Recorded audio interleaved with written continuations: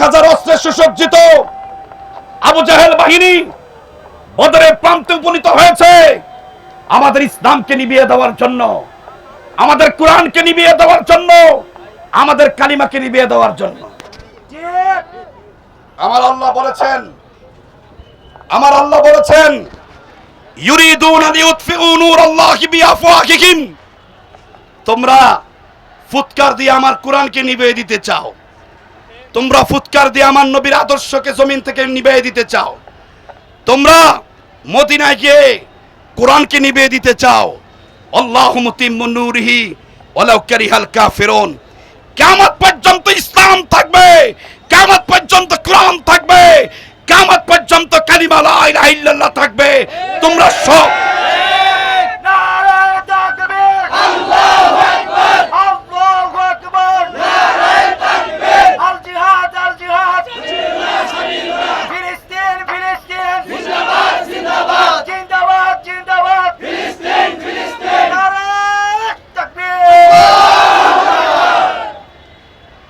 আল্লাহ পাক ওয়াদা করেছেন কিয়ামত পর্যন্ত ইসলাম থাকবে, কিয়ামত পর্যন্ত কোরআন থাকবে। তোমরা কাফের, মুশরিক, ইহুদি, খ্রিস্টান, হিন্দু, বৌদ্ধ সব নিব্বা যাইবা। কে বলেছে এটা? কোরআনের আয়াত। আমার নবী অস্ত্রের দিকে তাকান নাই, সৈন্য কম 313, সৈন্য বাহিনীর দিকে চান নাই, তরবারি 2টা, তরবারের দিকে তাকান নাই, ঘোড়া 2টা, ঘোড়ার দিকে চান নাই, উট 7টা, 7 উটের দিকে চান নাই। বীর মুজাহিদ যারা জীবনকে ত্যাগ এবং কুরবানি করার জন্য সাহাবীরা প্রস্তুত হয়ে গিয়েছিল। এক সাহাবী দাঁড়িয়ে বলেছিল আপনি বদরের প্রান্তে যান। এক আনসারী যুবক দাঁড়িয়ে বলেছিল আমরা এ মুসা আপনি আপনার খোদারে নিয়ে ফেরাউনের লগে লড়াই করেন, আমরা যাবো না। আমার নবীর সাহাবী আনসারী সাহাবী দাঁড়িয়ে বলেছিল মুসা আলাইহিস সালামের উম্মত যেভাবে মুসার সাথে বেয়াদবি করেছে আমরা করব না। আপনি বদরের প্রান্তে যান, আবু জাহল উকবা সাইবার সাথে লড়াই করেন, আমরা আপনার হাতে হাত রেখে কাঁধে কাঁধ রেখে আমরাও লড়াই করব। কোরআন বলেছে ওমাইয়াত্তাকিল্লাহ ইয়াজআল লাহু মাখরাজা, আল্লাহর উপর ভরসা করবে যারা, অস্ত্রের উপর ভরসা নয়, সৈন্যবলের উপর ভরসা নয়, আল্লাহর উপর যারা ভরসা করবে আল্লাহ পাক বলেছেন তাদের বিজয়ের সমস্ত রাস্তা আমি খুলে দেব।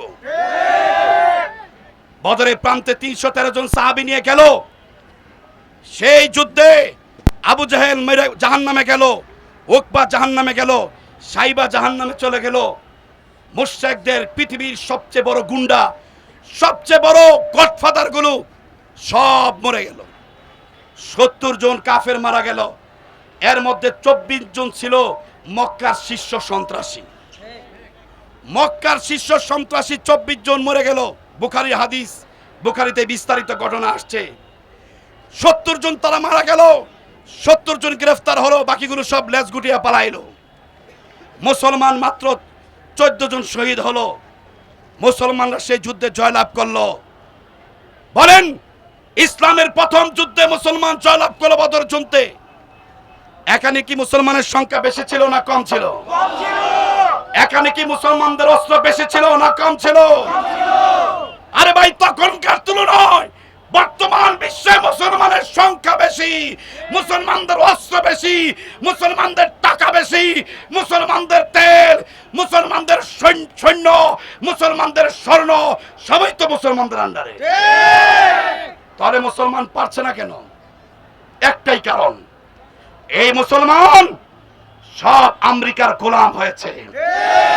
এই মুসলমান তাদের 1346 বছরের খেলাফতের ইতিহাস ভুলে গেছে।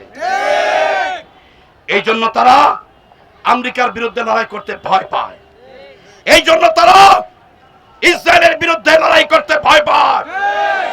তাহলে মুসলমানদের নবী মুহাম্মদ রাসূলুল্লাহ যে জমিনে শুয়ে আছে, মুসলমানদের কিবলা কাবাঘর যেই দেশের মাঝে অবস্থিত, সেই সৌদি সরকার ট্রাম্প ক্ষমতা আসার পরে 6,000 মিলিয়ন ডলার না আরো বেশি তারা চুক্তি করেছে। সবচেয়ে বেশি আমেরিকা ট্রাম্পের সাথে চুক্তি করেছে হলো সৌদি সরকার। কেন? ইসরায়েলের সাথে কিসের সম্পর্ক? আমেরিকার সাথে কিসের সম্পর্ক? সব সম্পর্ক বাতিল। বিশ্বের মুসলমান এক হয়ে অস্ত্র তোলো, মরবই যখন মরব, লড়াই করে মরব।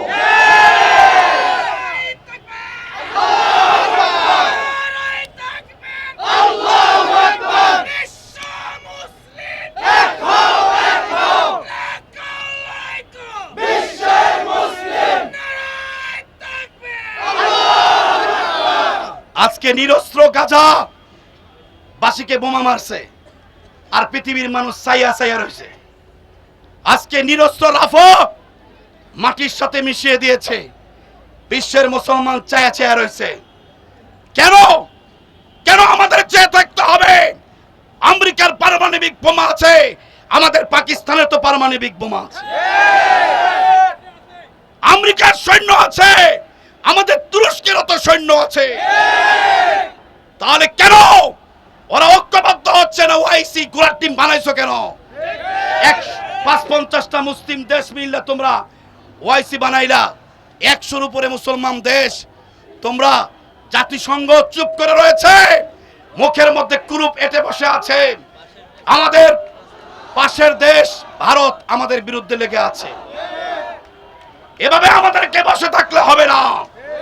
জুলাই বিপ্লবে বাংলাদেশের ছাত্র সমাজ দেখিয়ে দিয়েছে, ভয় করলে ভয়, ঢুকাই দিলে কিসের ভয়। জুলাই বিপ্লবে দেখাই দিছে যেই ভারতের বিরুদ্ধে একটা বিবৃতি দিতে পারে না, আমার বোন ফেরানিকে লটকে রেখেছে, বিবৃতি দিতে পারে না, সেই বাংলাদেশের বর্তমান সরকার ভারত আমাদের ওয়াকফ আইনকে বাতিল করেছে। এই প্রথম বাংলাদেশ বিবৃতি দিয়ে তার প্রতিবাদ করেছে। কোমর সোজা করতে হবে মুসলমান, কোমর সোজা করতে হবে। কত বছর পৃথিবীর শাসন করেছি আমরা? জোরে বলেন কত বছর? ১৩৪৬ সংখ্যাটা মনে রাখবেন। আমার নবীজি কত বছর? 10 বছর পৃথিবী শাসন করেছেন খলিফাতুল মুসলিমিন। আবু বকর কয় বছর? 3 বছর। ওমর কয় বছর? 5 বছর, প্রায় 5 বছর। ওসমান কয় বছর? 10 বছর। আলী কয় বছর? 5 বছর। হাসান কয় মাস? 6 মাস। উমাইয়া হযরত মুয়াবিয়া কয় বছর? 19 বছর। আর উমাইয়া খলিফারা কত বছর? 91 বছর। আব্বাসীয়রা ইরাক থেকে পৃথিবী শাসন করেছে কত বছর? 512 বছর। কত বছর? এই তুরস্ক উসমানীয়রা পৃথিবী শাসন করেছে কত বছর? 625 বছর। এই 1924 সালে উসমানীয়দের পতন হয়, 2024 মাত্র 100 বছর আমেরিকা চালাইতেছে, মাত্র 100 বছর। এই হিন্দু মুদিরা কত বছর ভারতবর্ষ চালাইতেছে? 70 বছর। কত বছর?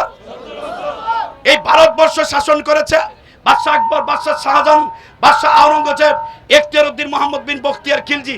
কত বছর? প্রায় 800 বছর। কয় বছর ইতিহাস? 800 বছরের ইতিহাস। তোমরা আজকে ভারতে মুসলমানদের মসজিদ, মাদ্রাসা, কবরস্থান, ঈদগাহ ওয়াকফ করার যে জমিনগুলো সব তারা বাতিল করে দিয়ে এই জমিনগুলোকে মন্দির বানানোর জন্য, মসজিদের জায়গা মন্দির বানানোর জন্য, আমাদের ঈদগাহের মধ্যে মন্দির বানানোর জন্য, আমাদের কবরস্থানের মধ্যে মন্দির বানানোর জন্য তারা ওয়াকফ আইন বাতিল করেছে। প্রিয় বন্ধুরা, আমরা 700 বছর 800 বছর ভারতবর্ষ শাসন করেছি। আমরা যদি চাইতাম, আমগরে কয় বাংলাদেশের মুসলমানরা নাকি বলে মন্দির ভাঙে, বাংলাদেশের মুসলমানরা বলে হিন্দু মারে। আমরা যদি হিন্দু মারতাম আর যদি মন্দির ভাঙার সংস্কৃতি বিশ্বাস করতাম, 800 বছর পর্যন্ত ভারতবর্ষ শাসন করছে আমরা মুসলমান, তোমরা করছো 70 বছর। এই 800 বছরে যদি একটা করে দৈনিক যদি মন্দির ভাঙতাম, একটা করে হিন্দু যদি মারতাম, ভারতবর্ষে বাড়ি ছাড়া দিয়া মন্দির আর মূর্তি খুঁজে পাওয়া যেত। যদি আমরা হিন্দু মারতাম, আপনার হারিকেন দিয়া ভারতবর্ষে হিন্দু খুঁজে পাওয়া যেত। আমরা হিন্দু মারার, মন্দির ভাঙার, মূর্তি ভাঙার রাজনীতি বিশ্বাস করি না। আমরা মুসলমান সুশৃঙ্খল জাতি। তবে আমাদেরকে যদি কেউ চ্যালেঞ্জ করে, আমরা তাদেরকে বিনা চ্যালেঞ্জে ছেড়ে দেই না। 20 বছর তোমরা আফগানিস্তানকে দখল করেছিলা। কত বছর? 20 বছর আফগানিস্তানে এই যে আপনার তাদের নেটোর বুম্পিং এ বোমা মেরে মেরে আমার 20 লক্ষ মুসলমান শহীদ করেছিল। সেই মোল্লারা জঙ্গল থেকে বের হয়ে এসেছে বাঘের মতো হয়ে। সেই মোল্লারা জঙ্গল থেকে বের হয়ে এসে পাগড়ি পরে। আজকে মাত্র 3 বছর মোল্লারা আফগানিস্তান চালাইতেছে। তোমাদের আমেরিকার ডলারের চাইতে এখন মোল্লাগো টাকার দাম বেশি। মোল্লাদের কাছে দেশ দাও, দুর্নীতি থাকবে না, ঘুষ থাকবে না, এই দেশ শীর্ষ ধনীর মাঝে চলে যাবে। আমরা বিনা চ্যালেঞ্জে ছাইরা দেই না। 20 বছর পরে আফগানিস্তান মুসলমানদের হাতে আসছে কি আসে নাই? আমার লিবিয়ার গাদ্দারিকে, জেনারেল গাদ্দাফিকে তোমরা মেরেছ। আমার ইরাকের সাদ্দাম হোসেনকে তোমরা মেরেছ। তোমরা মনে করেছো সাদ্দাম মরে গেলেই শেষ, লিবিয়ার গাদ্দাফি মরে গেলে শেষ। তোমরা জানো না পৃথিবীর সমস্ত মুসলমানদের ঘরে এক একটা সাদ্দাম, এক একটা লিবিয়ার প্রেসিডেন্ট গাদ্দাফির জন্ম হচ্ছে। তোমরা যেই পৃথিবীর মাঝে যে আগুন লাগিয়েছো, এই আগুনে পড়ে তোমরা